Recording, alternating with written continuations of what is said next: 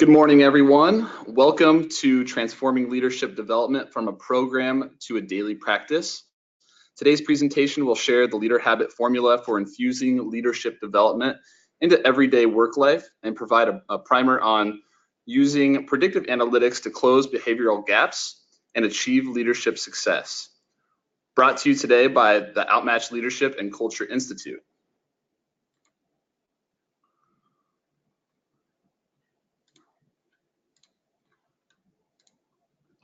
My name is Charles Summers. It is my pleasure to be serving as your moderator during this hour.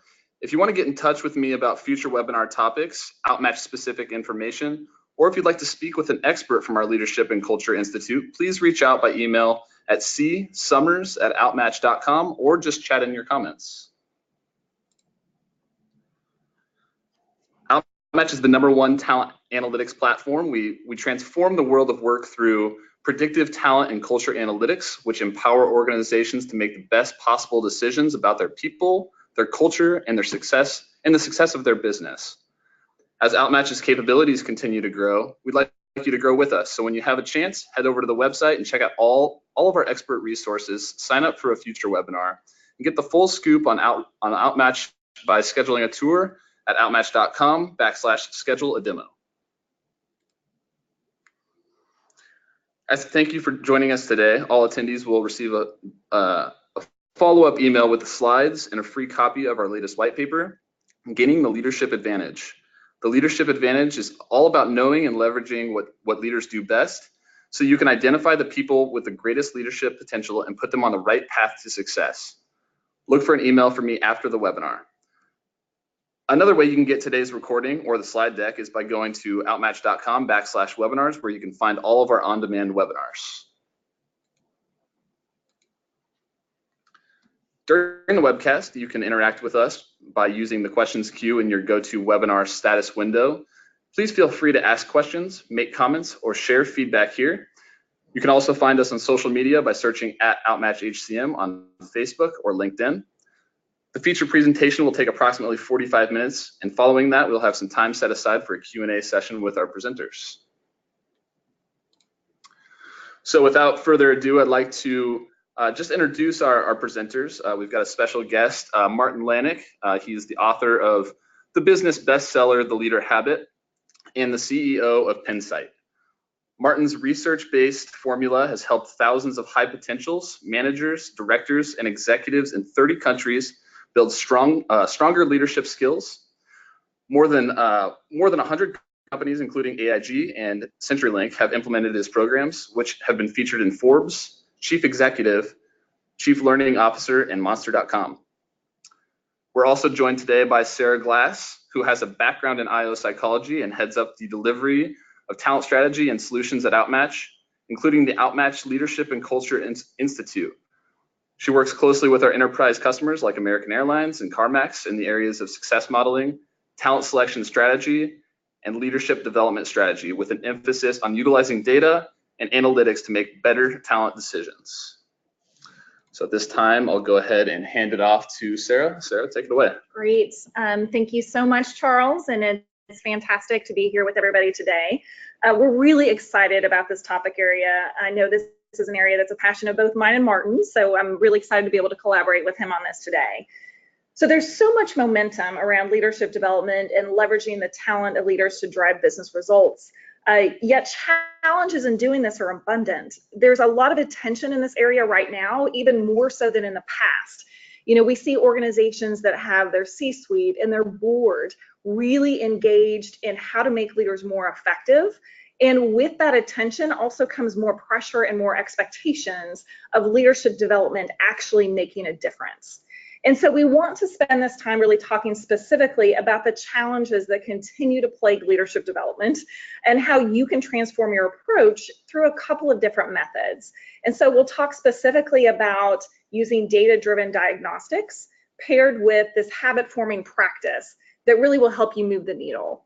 And so as Charles mentioned, Martin has done some groundbreaking research on habit-forming techniques, so he'll dig into that a little bit later in the presentation. And I'll tackle kind of the leadership development program challenges and also leveraging the data-driven diagnostics. So let me share some interesting data with you that you may or may not have seen before. So an organization called InnoSight has been tracking on S&P trends, looking at how the market is shifting. And what they found that really has been consistent for a number of years now is that the number of years that an organization stays on the S&P is shrinking. And in fact, they're projecting that by 2027, it's estimated to be 12 years based on the current trend. And I want you to think about that for a minute. Now, there are a lot of reasons that this could be happening, but the trend is there. So one of the theories is that industries are experiencing more disruption than ever. We're seeing a rise in investments and entrepreneurial ventures that have a quick rise to success. And another contributing factor to this is technology is evolving so rapidly that it's giving way to new ways of doing business and providing consumers avenues that they didn't even know were possible. So I want you to really think about the implications of this, because organizations can no longer rely on having the single best product or service that is always evolving and changing. And given that they have to reinvent themselves frequently to stay at the forefront, it is absolutely the people who make that organization sustainable, and not just the people, but leaders. They're the ones that are picking up on the shifts in the market, sensing the need for a shift in strategy, innovating key customer offerings. They're the ones also making sure that organizations don't lose the essence of their internal culture during these dramatic shifts. So that's a really important reason for organizations to be investing in how they develop their leaders. And organizations are. I mean, that's the good news, is that organizations are recognizing this and spending quite a bit of money, especially successful organizations, investing in people and culture at never seen before rates.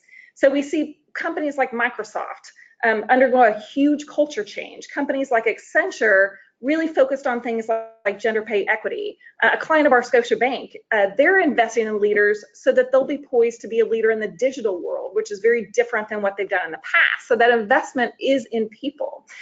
The figures suggest that there is over $13 billion spent on leadership development, and yet when you see the survey data out there, and Deloitte was one that did the survey, they found that 6% of leaders are actually confident that their leadership pipeline is ready for the future. That's shocking. And 51% of leaders report just a weak succession plan or nothing in place. So there is a great deal of money being invested in what's going on in leadership development. Another way to kind of emphasize this is thinking about, where did we go wrong?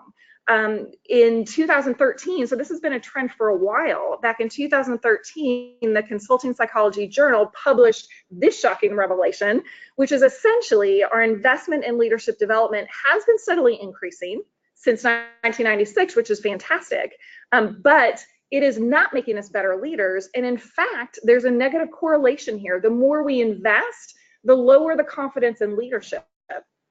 So this is an interesting conundrum.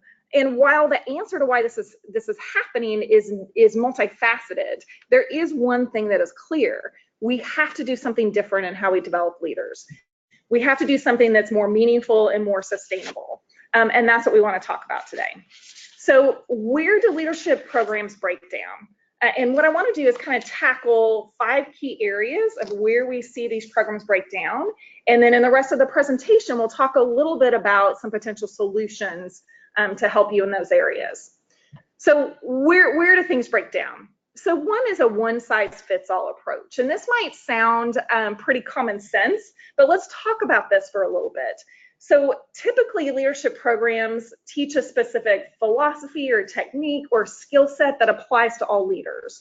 And that's not necessarily a bad thing. A lot of times it tends to be a scalable thing to do. So if you want to have the most impact, implementing a program that reaches the most people and tends to be consistent seems like a good approach. But what we do know is that each person and each leader is unique. Leaders have limited time to focus on development. And so we don't want to waste their time sitting in classes or in online learning that is not tailored to them. And so a lot of people invest time in leadership development, but is it the right approach for them? And that's a key area where this breaks down. The next one is really what we refer to as a reliance on an epiphany or paradigm shift. So what do I mean by that? A lot of times these programs, especially because you're investing so much in them, there is this reliance on the participant really coming out of there a changed person, having some kind of realization of how they can do things differently. So it relies on everything clicking or connecting the dots, or a wholesale approach change in how they actually lead coming out of that session. So a lot of times programs rely on tapping into emotional experiences or connections with others. They rely on what we refer to as monument-based learning versus moment-based learning. And so there can be, again, a lot of expectations for these programs that tend to trail off over that initial high. Also, real life happens, we know that. And that again has always been the issue with leadership development, is how do you take it back into the workplace and actually do something that's impactful. Typically learning is lost. There's little time to apply techniques or learn new things, and that is just a reality of how leaders go back into their responsibilities. Another key challenge is that a lot of these programs focus on moving big rocks.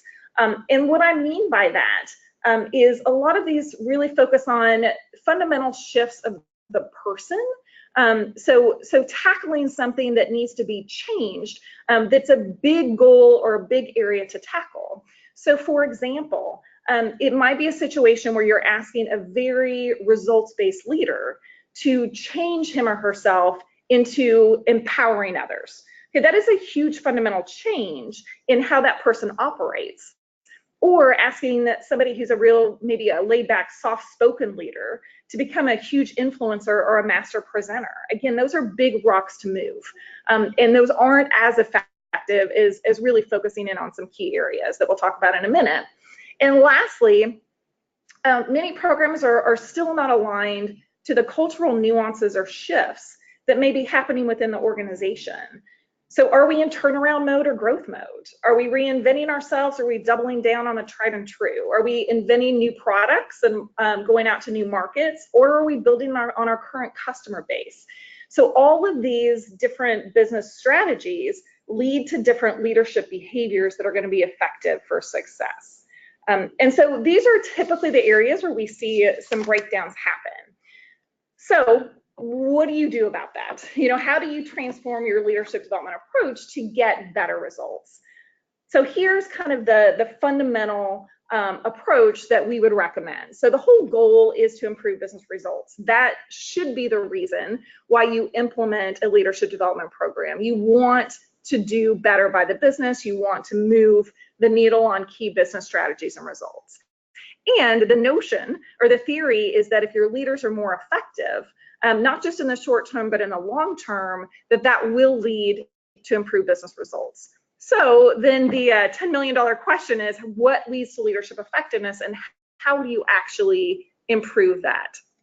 So one of the things that we would recommend, and that we'll talk about today, is this notion of really building these healthy, sustainable leadership habits. And that is the way to really influence long-term sustainable growth. The only way to make these improvements. And I want you to think about this even in your own life. So let's say you wanted to improve the effectiveness of your own life, which is kind of improving those results. How do you improve the results of your life? And you might choose an area such as improving your health. So the impact of that may be to help your stress levels, or your relationships, your finances, your self-esteem, your satisfaction, and on and on. There could be many reasons why you want to do that. So how do you get there? You get there by making changes to your everyday habits, by changing your lifestyle in small but sustainable ways. And so I want to build on this analogy as we think about building healthy leadership habits, because it is similar to how you would tackle your own health. So you start with assessing your current health. The diagnostic component of this is critical in how you actually get to be more effective in this area. And we'll talk in more depth about this particular area. But if you think about this from changing your lifestyle or improving your health, you would always start with diagnostics in that example. So in a health example, you might start by looking at your blood pressure, your weight, your cholesterol levels, or genetic tendencies. It's the same with leadership. Leverage data, utilize data to know where you're unique as a leader and what your baseline is. And then secondly, leverage people people around you, or leverage a personal trainer to help you in critical areas. So this is someone who can help you incorporate those changes into your life, provide suggestions and goals. The important part here is you have to know what you're trying to achieve so you and your coach can be extremely targeted. The challenge that I hear in organizations is everybody talks about executive coaching and having an executive coach, which is great, but that's a big investment. And so those ongoing expensive coaching relationships just aren't available to everyone. But leveraging targeted, kind of isolated expert guidance is. And so incorporating that into your programs is critical.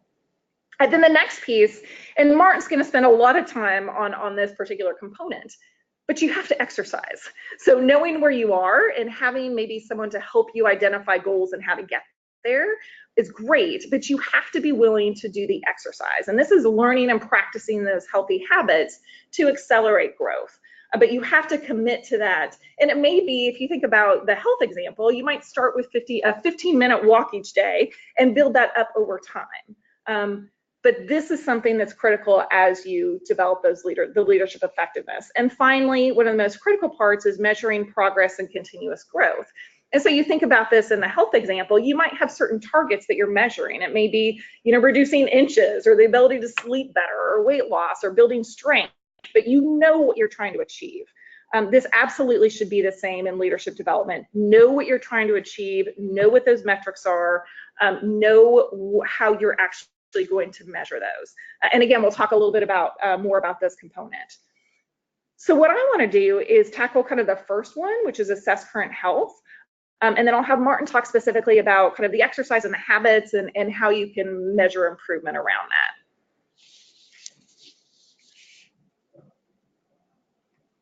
So let's talk about assessing the current health. And our approach here at Outmatch is really around leveraging a data-driven diagnostic approach. So knowing where you stand and using different data points to help you get there. And one of the things that's really important is making sure that you're understanding kind of where that person is. So I see a lot of organizations, again, that roll out maybe a 2-day training on how to give feedback to direct reports. That's great, and it can be effective for certain people, but there's some challenge to that. So why have someone sit through a 2-day class on giving feedback when that's actually a strength of theirs? They don't need to do that. Or if it's difficult for somebody to give feedback to others, it may be difficult because they're conflict avoidant, and putting them through a class and having them role model in front of a class how to give feedback is probably not going to lessen their anxiety, or their tendency to avoid those situations. So the most important piece is starting with the real issues that exist for leaders and treating them like people. Everyone's got a different approach. Everybody has different strengths and gaps. Let's find out what those are. So meaningful data as the start of the process is often one that's skipped or missed. So the key here is first defining leadership competencies, and that may sound like a no-brainer to go ahead and develop those competencies, but you have to do this right. You have to know which competencies are going to be most critical, because everything flows from this.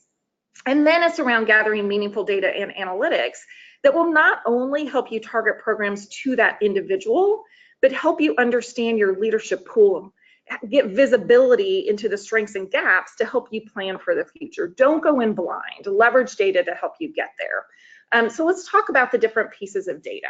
So certainly innate traits and personality is critical. Really understanding, how am I hardwired? What comes easily? What is challenging? This is certainly going to dictate what kind of leadership exercise you might want to tackle going forward. What's my learning agility, or my cognitive processing? How easily do I learn and do I adapt to new things? The other key piece is perceptions of others. So how do others view my leadership behaviors? What is my track record here? What's my reputation? What am I known for? Maybe on the good side and maybe the challenging side from a leadership perspective. That insight is critical. And then finally, and I'll talk a little bit about this in more detail on the next slide, is what's my demonstrated ability? When you ask me to engage in a critical leadership behavior, how do I do it? What behaviors do I demonstrate when faced with next level challenges. When my scope increases, what does that look like? How do I adapt to that? What's my go-to approach? And that simulation is actually very critical to this whole process. So while all the other data points are useful, there's nothing that will help you determine essentially how ready somebody is for challenges in front of them than a day in the life simulation. And this is something that we offer through Outmatch Leadership Simulation in partnership with Martin. But for those of you who aren't familiar with this type of simulation, someone may have the best intentions or the best potential to succeed, yet not be able to do it in the moment. And this is really kind of a virtual day in the life simulation where you place a leader in a fictitious company and you have them test their skills. They can't rely on their industry knowledge or what they know about the organization. They have to engage in critical leadership behaviors in the moment. And so think about this as an elaborate, Harvard Business School case study come to life. And what makes these simulations unique is that they contain role plays with live human actors over webcam to really ensure a realistic, more robust and predictive experience. And so this would really help to give you insight into what is the gap, what are the strengths, what should this person really focus on. So now that we have the data that's unique to the individual, the next stage is the exercise, right? Is to really help them develop these habits. They're going to help them be effective. And so at this point, I'm going to pass it over to Martin to dig in specifically to how we put that into practice. Great. Thank you, Sarah, and thank you, Charles. I'm very excited to be here. This is one of my favorite topics. And Sarah, it was so nice to see some of the statistics that you shared with us before. That actually is something that prompted me to do more research in leadership development and spend time analyzing data from about 800 managers and executives around the world, because I was shocked at how ineffective the leadership development programs that I even was part of in the past and part of designing and running were. So what I will share with you today is a different way of thinking about leadership development. And I love that metaphor of building healthy leadership habits, because I think we naturally think about our healthy habits and our health behaviors. So we go to the gym, maybe we go running, we eat healthy, we follow different type of diets, and over time they become our daily habits. But we don't see this type of thinking in leadership as much. I think we still are relying so much on knowledge, and I think it's coming from the fact that we often think of leadership as still something mystical, but it's not. It's really just a set of behaviors. And what I'll share with you are a set of micro behaviors that are very easy for anybody to practice and for anybody to turn into their daily habits.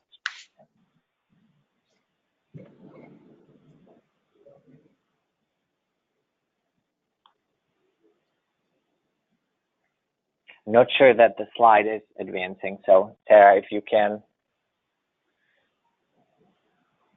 move it to the next slide, that would be wonderful. Yeah, I'm too far out, so I'm located in Brussels at the moment, so it's a bit far maybe to reach. Yes, thank you. Okay, so why do we care about micro behaviors, and why did we decide to study micro behaviors? I will share this story with you from basketball. Perhaps some of you recognize the name Don Nelson, who was a pretty famous basketball coach in the US. And what made Coach Nelson so popular was that he would never tell his players just to go out and win a game. He would never say, go out, win this game. Instead, what he would tell them is focus on the behaviors that we've been practicing. And if you do those behaviors really well, good things are going to happen for our team. In essence, now as I look at this from a perspective of psychology, in essence, what Coach Nelson was teaching his players was to distinguish the results of a behavior from the behaviors themselves. And this is very important because we cannot always control the results. There are many things that are beyond our control that determine the outcomes of our behaviors. but we can fully control our own behavior. And if we practice the right behaviors, good things are going to happen. So as you'll see on the next slide, there's actually research studies that show the behaviors of effective basketball players. And we can identify the micro behaviors of expert players and the novice players and look at where they differ. And this information then we can use in training so that in basketball, we can help basketball players be more effective. So take a look at this example right here. So you'll see that when expert players go to shoot, they very quickly fixate their gaze on the basket. So you see the guy right here dribbling. As soon as he decides that he's going for a basket, he changes his gaze, he looks up, and this gives him more time to stabilize his upper body, he finds the right angle, and it increases his chances of scoring points. But now compare that with a novice player. So when a novice player goes to dribble, this player looks at the ball for too long. So you see this novice player right here is looking at the ball, and then at the very last minute, looks up at the basket, and of course doesn't have now enough time to stabilize his upper body and is less likely to score points. So this is the power of micro behaviors, and this is why in my research study we decided to focus on these micro behaviors, because now as a basketball coach you can take this one behavior, looking up at the basket earlier in the process, you can take this one micro behavior and you can teach your players to do that. But more importantly, these micro behaviors are easy for people to learn and they turn into habits very quickly. Why do we care so much about habits? Because habits are effortless. So in fact, about 50% of our daily behavior happens automatically. We don't even think about. So imagine how much more effective you'd actually be if all these leadership behaviors came to you naturally. If leadership was as easy for you as brushing your teeth in the morning or making your bed. And that's the point of my segment here in this webinar today. But let me ask you this. So as you think about the focus of your work or the focus of managers at your organization, what is it that they're focused on? Are they focused on results? Are they worrying about revenues, profits? Is that what drives them? Or are they focusing on their leadership behaviors? Are they looking and evaluating their own leadership behaviors and working on improving those? And what would happen if they changed this focus? What would happen if the leaders in your organization stopped worrying about results and actually focused on the things they can fully control, their own behavior, and they focused on improving those behaviors? What would happen? Well, I'll show you. We do have research that actually highlights this. This particular study comes from an industrial distribution company. So here they tracked managers year over year, and they examined the revenues and profits of the different managers of the units that they managed. And it turns out that managers who focused on the results, so who were so focused on revenues and so focused on profits, turns out that the revenues and the profits actually were decreasing year over year. So in this case, the revenue decreased on average by about 3.3% year over year, and profits decreased about 3% year over year. But what about managers that were focused on improving their leadership behaviors and they were looking at their own behaviors and working on being better? For them, the revenues ended up increasing, and in fact, ended up increasing by about 4.4% year over year, and profits ended up increasing by 4.1%. It is counterintuitive, but when we focus on the behaviors, on things that we can control, we don't get distracted by things that are out of our control.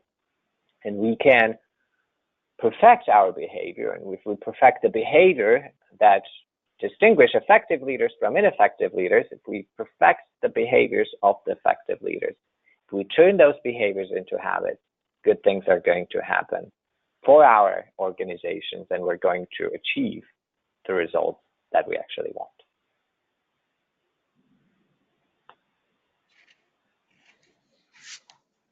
So, of course, you're asking now, well, what should then daily practice look like for leadership? And what are the behaviors that leaders should practice? This is where our research study comes into play. So we studied over the course of several years about 800 managers and executives around the world. Our sample took us, or our research study took us to every continent except for Antarctica. And we looked at these leaders under a microscope, so to speak, so that we could identify the tiny behaviors that distinguish effective leaders from ineffective leaders. And that is what is the basis of the exercises that you'll find in the Leader Habit book.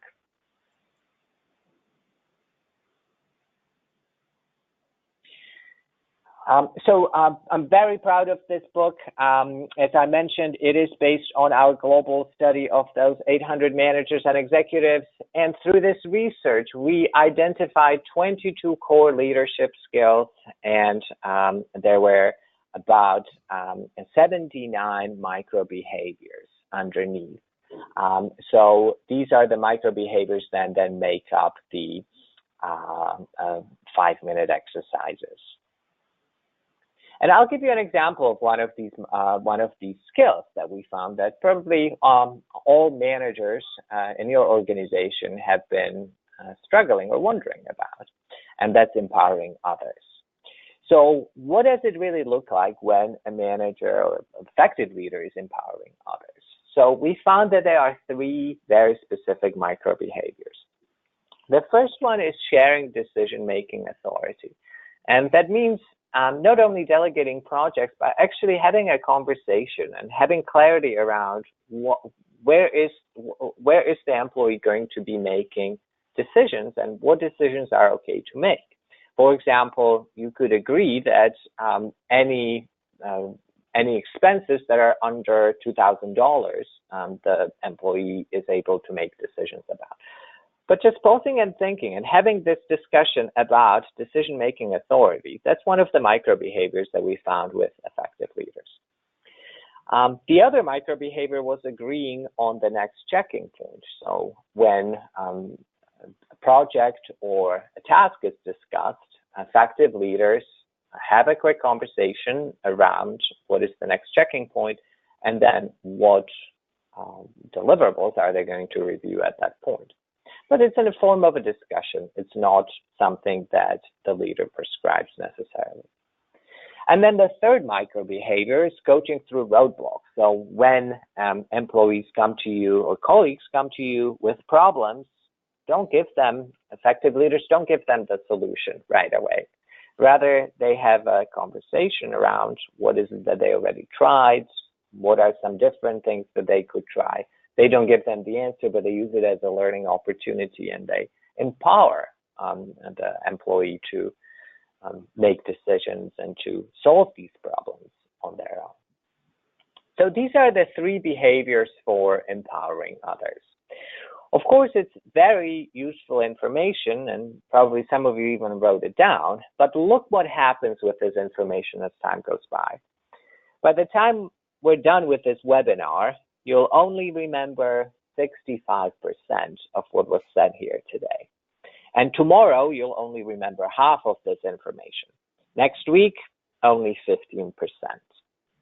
And this is why many estimate that employees end up applying only around 10% of what they learn in training back to their jobs. It's not that they don't want to, it's that we forget. This is the famous forgetting curve from psychology.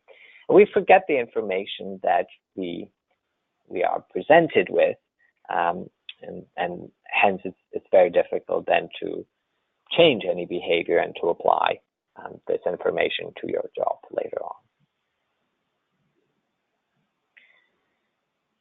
But let me ask you this. So yes, we do forget information, but did you remember today to make your bed? Did you remember to take a shower? I would hope so. Did you remember to brush your teeth? These are just a couple examples of habits. We don't forget our habits. In fact, we don't even have to think about them. Very often, your morning routine is completely automated. You just get up, automatically make your bed, jump in the shower, brush your teeth, and you do this on a daily basis without having to rely on any reminders or any conscious thought, really. It just happens automatically. And that's really the power of habit. It turns out that about half of our daily behavior is habitual. So half of the behaviors that we do on a daily basis, we do naturally. We don't think about them. So now imagine how much more effective you'd actually be if you did leadership behaviors automatically. What if leadership became as natural to you as making your bed in the morning or taking a shower or brushing your teeth? So the key question then for leadership development is, how do we take leadership skills and how do we turn them into habits? And I want to introduce you to a very important psychological concept called automaticity. It's not only fun to say, but it's a very, very important concept. And level of automaticity, that's what we're plotting here on the y-axis, goes from top to bottom. So this concept really reflects the level to which your brain automates a particular behavior. So it's really the degree to which a behavior happens automatically. Best example I can think of is driving a car. So when you initially started driving a car, you had to focus on every single aspect of the task. You had to focus on the steering wheel, the gas pedal, the clutch, the rear view mirror, blinkers, all of these different elements of driving. But as you practiced, as you practiced over time, you automated these things to a point where now driving happens seamlessly. You don't think about the different details, you just drive. And you can do other things while driving, some of which you probably shouldn't be doing, but you could be listening to the radio, you could be having a conversation, talking on the phone, because you are on autopilot and driving just happens automatically. So now let's backtrack that. How did you get your driving skill to the point where it happens on its own? Well, when you started first driving, it was a weakness. You didn't know how to do that.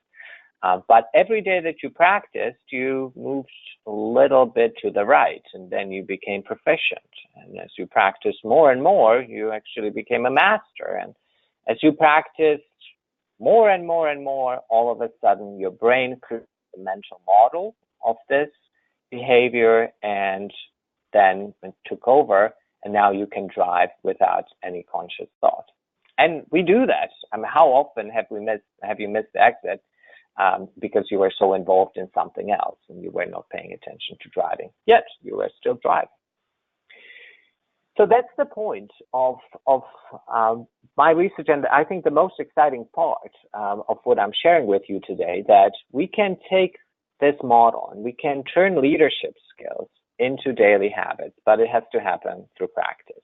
And the more we practice, the more we're more likely going to build these daily habits.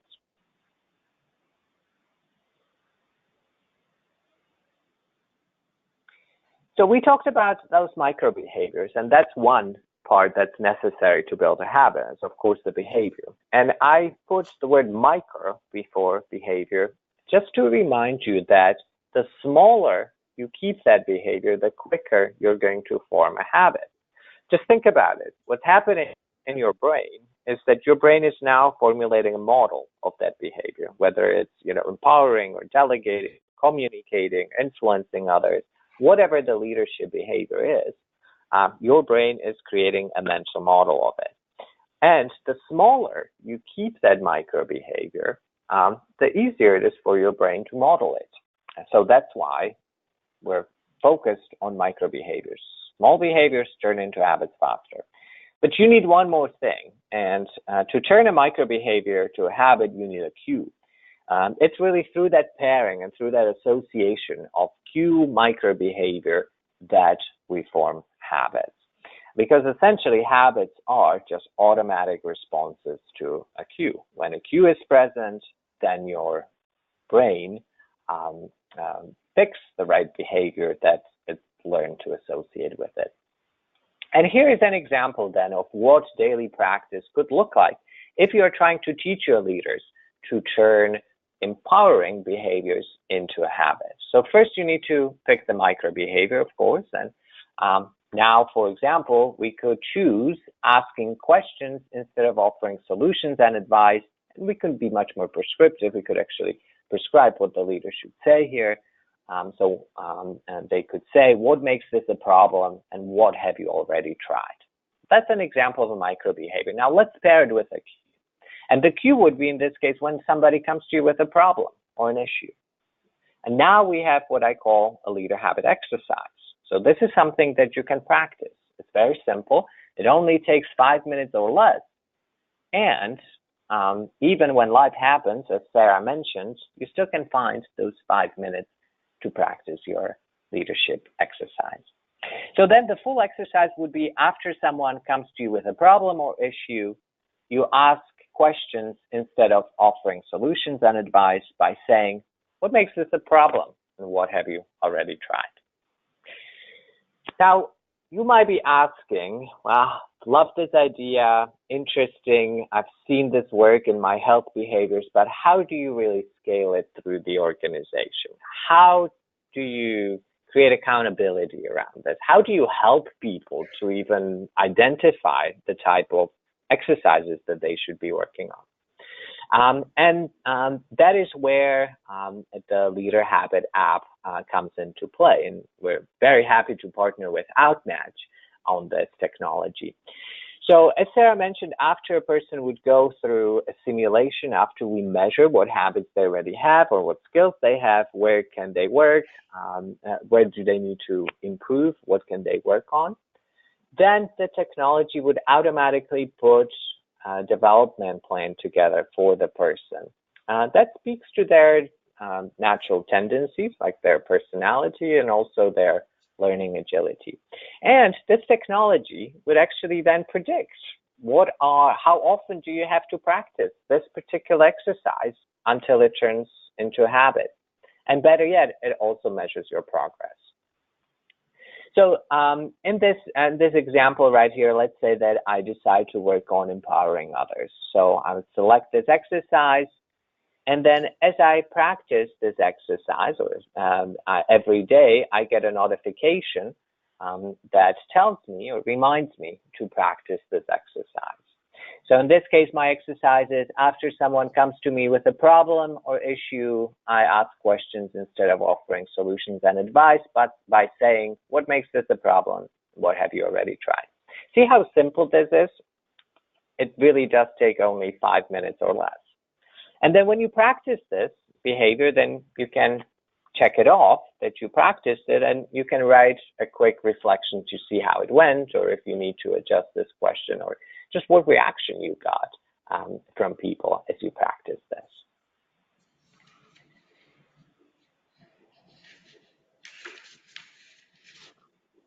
And from an analytics perspective, this technology or this app then feeds data back to measure your improvement and your continuous growth. So after you go through a simulation that Sarah described, you would get certain scores on the different competencies based on observations.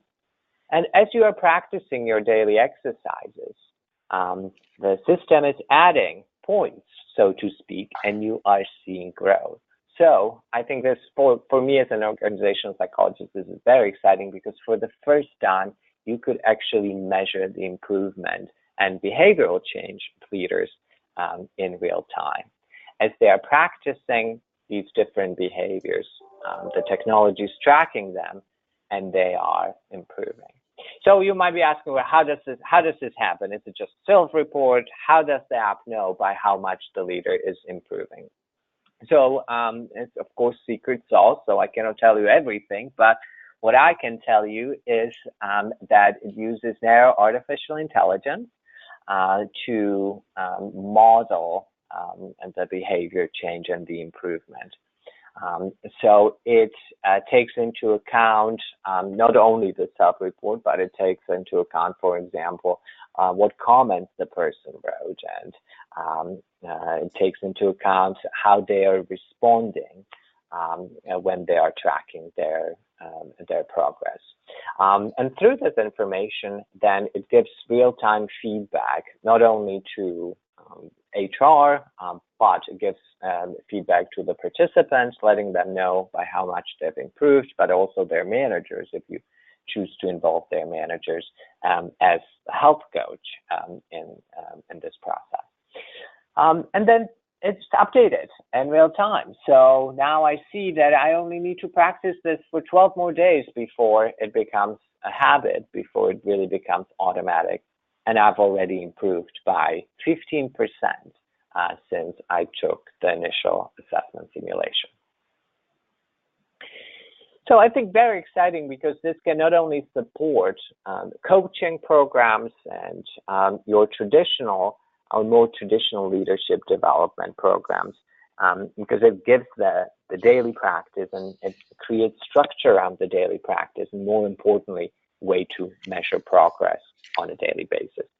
So what I shared with you is the leader habit formula, and this is based on a research that we did over several years on a sample of about 800 managers and executives from around the world.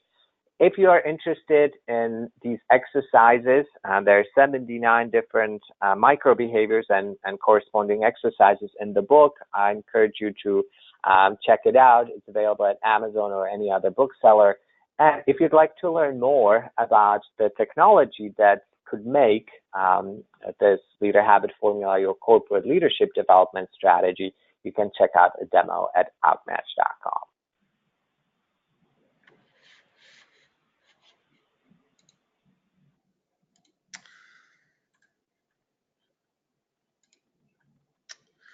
All right, thanks, Martin. Appreciate your presentation. It was really good. Some really good examples and some things that you can kind of do today to kind of start building your habits.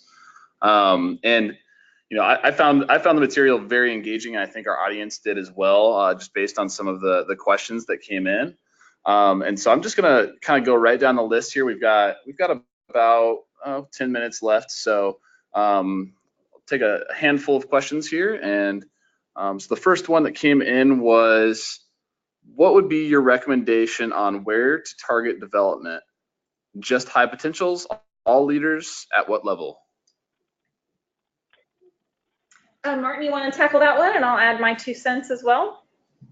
Sure. Yeah, I'm happy to go first. So that's always a very important question. You know, generally, I recommend thinking of it as a funnel.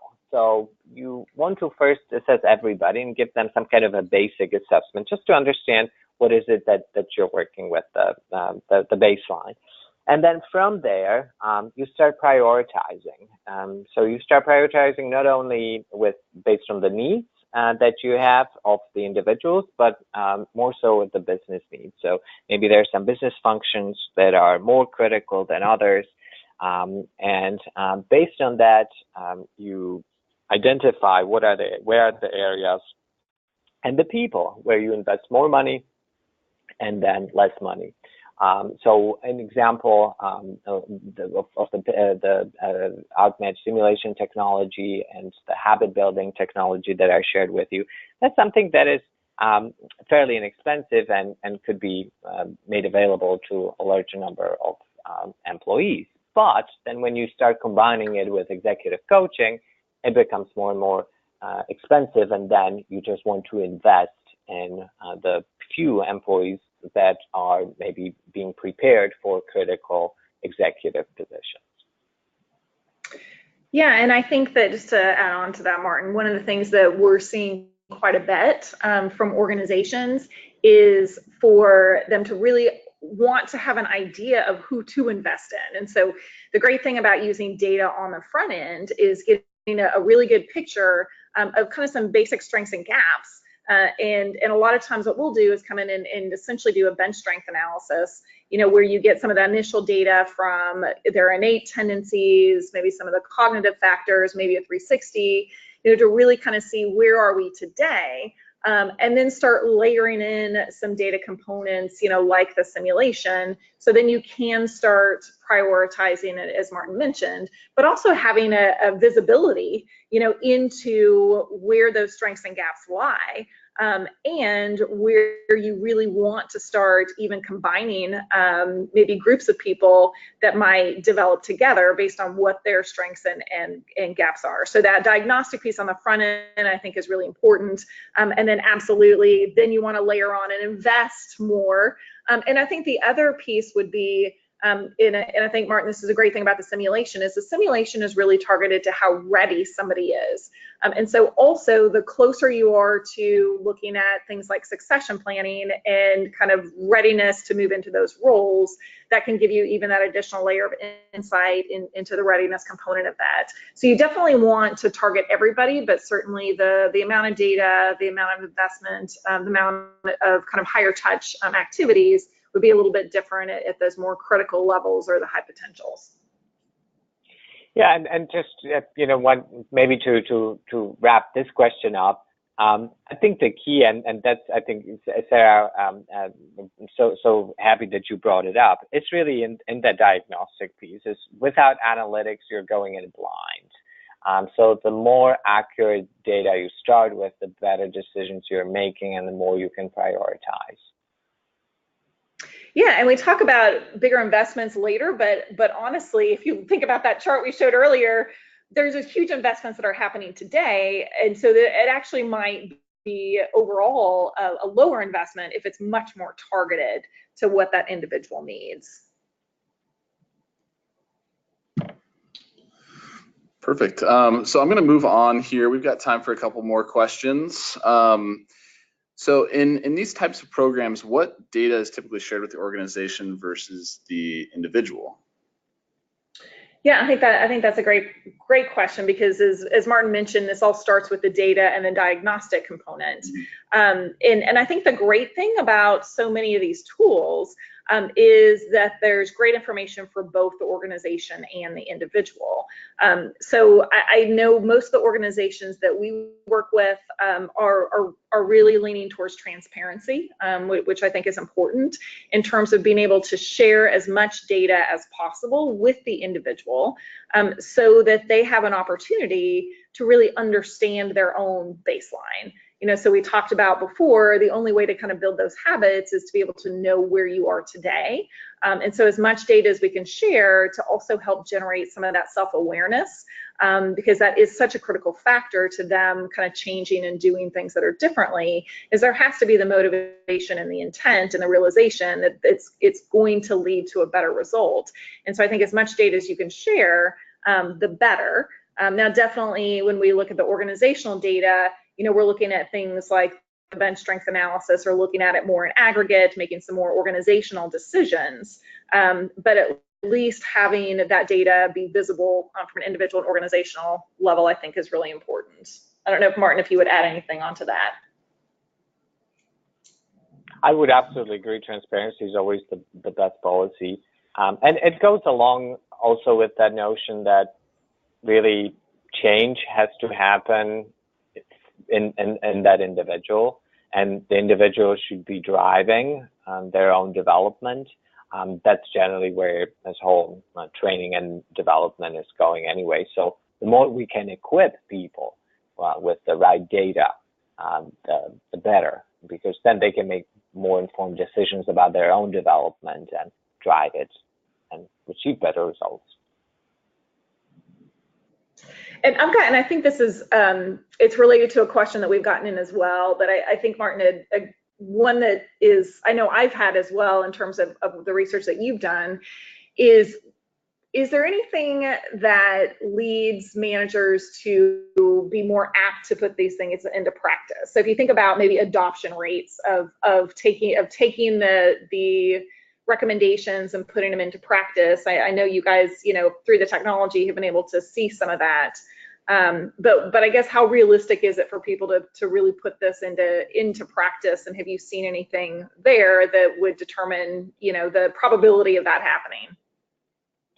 Yeah, great question. And so far, our data suggests that it's about 80% adoption rate. So between the employees who have access to this app, and about 80% end up using it within the first 2 months, which I think is quite successful and quite high.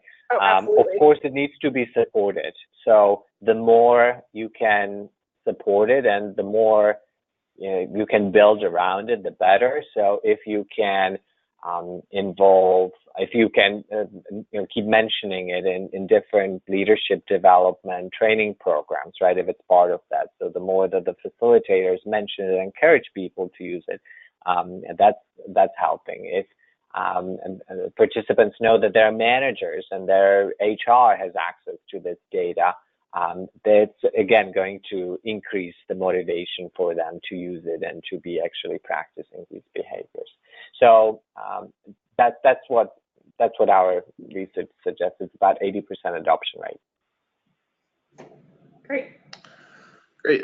Yeah. So we have probably time for one more question, and so we've talked a lot about data, and just this question is kind of just asking just how much additional data do you get from doing a simulation? So Martin, I'll direct that one your way. Okay.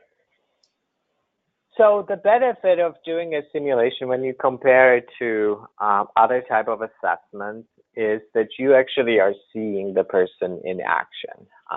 So you are really measuring their behavior. And this is especially important as you think about the person's potential to move, or readiness, I should say, to move into the next level position. So, how could we predict if an engineer or salesperson has the potential one day or is ready to step into a leadership position? So the simulation allows us to actually place that engineer or the salesperson into a management position in a very safe environment for a couple hours, 3 hours, and then see how they tackle leadership challenges. I think this is as close as we get to a crystal ball, is in seeing really how successful can somebody be, how ready they are. So in my mind, that is really the biggest value add that we get from a simulation. Everything else is just prediction.